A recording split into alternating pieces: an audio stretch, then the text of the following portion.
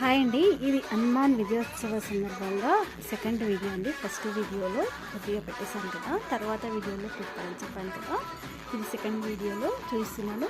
మన ఉత్సవ విగ్రహాలను స్వామివారిని హనుమాన్ లక్ష్మణ సీత సమేతంగా తీసుకొచ్చారని చెప్పాను కదా. వాళ్ళైతే ఆ ఉత్సవ విగ్రహాలతో ఎంత బాగా మనస్ఫూర్తిగా వాళ్ళైతే ఇలా డాన్స్ చేస్తున్నారు అనమాట. వాళ్ళని చూస్తుంటేనే అందరి లోపల ఎనర్జీ అనేది ఇట్లా వచ్చేస్తుంది కదా, ఎంత బాగా చేస్తున్నారు కదా.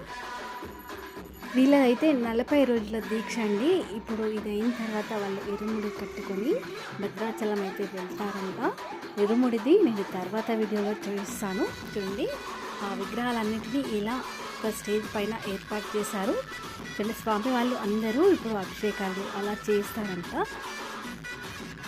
ఇక్కడ సీత, రాముడు, లక్ష్మణుడు, హనుమాన్, శివ, పరమేశ్వరుడు లింగం అలాంటివి అన్నీ పెట్టేసి అభిషేకం చేస్తున్నారన్నమాట. ఇలా చేసిన ఈ తీర్థాన్ని అక్కడున్న జనాలందరికీ కూడా అందుతుందండి. అది మన అదృష్టం అన్నమాట. ఇప్పుడు స్వామి వాళ్ళు ఒక్కొక్కరిగా వచ్చేసి ఇప్పుడు అభిషేకం అయితే స్టార్ట్ చేస్తారు. అది ఎలా చేస్తున్నారనేది నేను మీకు నెక్స్ట్ వీడియోలో చూపిస్తానండి.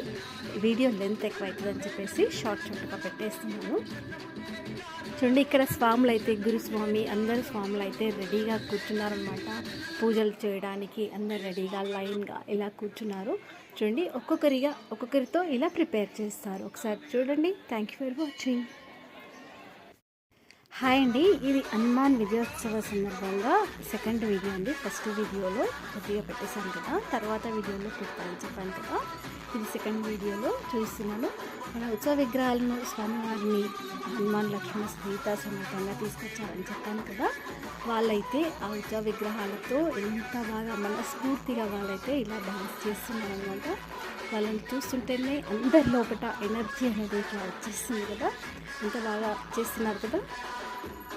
వీళ్ళదైతే 40 రోజుల దీక్ష అండి. ఇప్పుడు ఇది అయిన తర్వాత వాళ్ళు ఇరుముడి కట్టుకొని భద్రాచలం అయితే వెళ్తారంట.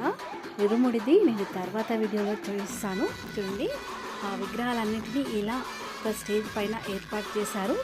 వీళ్ళ స్వామి వాళ్ళు అందరూ ఇప్పుడు అభిషేకాలు అలా చేస్తారంట. ఇక్కడ సీత, రాముడు, లక్ష్మణుడు, హనుమాన్, శివ, పరమేశ్వరుడు లింగం అలాంటివి అన్నీ పెట్టేసి అభిషేకం చేస్తున్నారన్నమాట. ఇలా చేసిన ఈ తీర్థాన్ని అక్కడున్న జనాలందరికీ కూడా అందుతుందండి. అది మన అదృష్టం అన్నమాట. ఇప్పుడు స్వామి వాళ్ళు ఒక్కొక్కరిగా వచ్చేసి ఇప్పుడు అభిషేకం అయితే స్టార్ట్ చేస్తారు. అది ఎలా చేస్తున్నారనేది నేను మీకు నెక్స్ట్ వీడియోలో చూపిస్తానండి. వీడియో లెంత్ ఎక్కువ అవుతుందని చెప్పేసి షార్ట్గా పెట్టేస్తున్నాను. చూడండి, ఇక్కడ